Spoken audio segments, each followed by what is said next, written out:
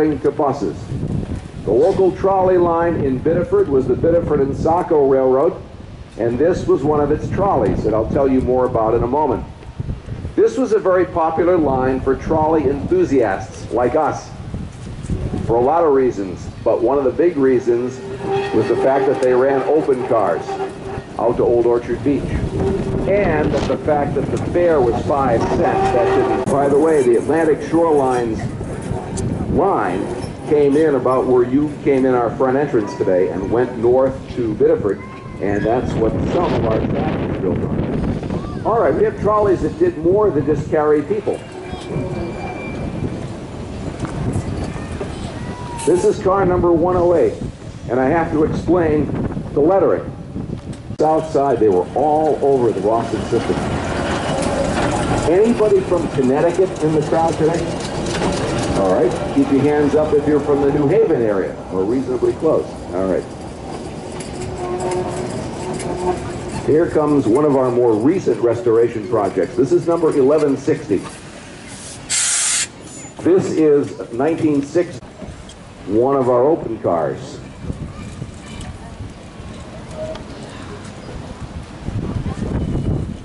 This is the first time this car has been out in several years. It just was released by the shop this morning.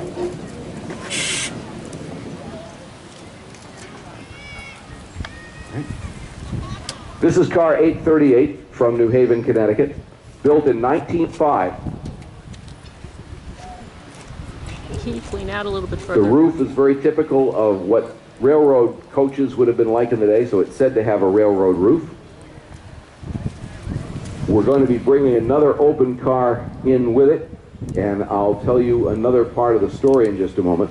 But the car has been in the shop now for several years, undergoing a re-restoration, including being fully repainted. There is an interesting twist with this car. It is from New Haven, and we have a gentleman who lives nearby that once lived there and remembered riding these cars when he was a student down there. So we invited him up with his family and gave him a chance to run the car. Mr. Bush turned out to be a very competent trolley operator. That's George H.W. Bush, and this was the car that he operated that day. Now, coming from the other direction is another car from the same city.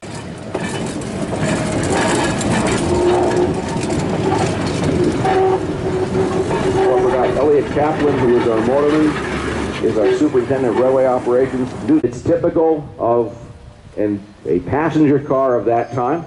These would have operated inside the car, but it's our movie star car. It was used again in the 1970s by the Children's Television Workshop for a program they did at the time. It's been back in our shop recently, and among the things we've restored was a sign. And the four-sided sign, the motorman would use a little wooden pole to turn it to whatever the correct destinations were. And unusual cars in our collection. It's just so delicate. This is the City of Manchester. This was the official car for the Manchester, New Hampshire Street Railway. The car was built in 1898 in Amesbury. The car always leads. Bringing up the end is the Liberty Bell.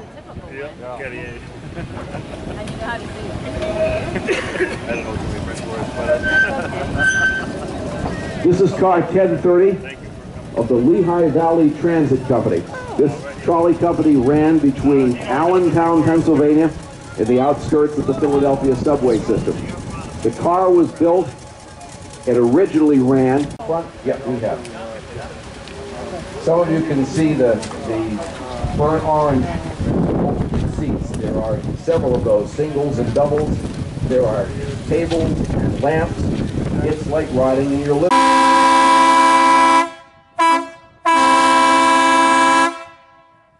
Sounds good to me. Ladies and gentlemen.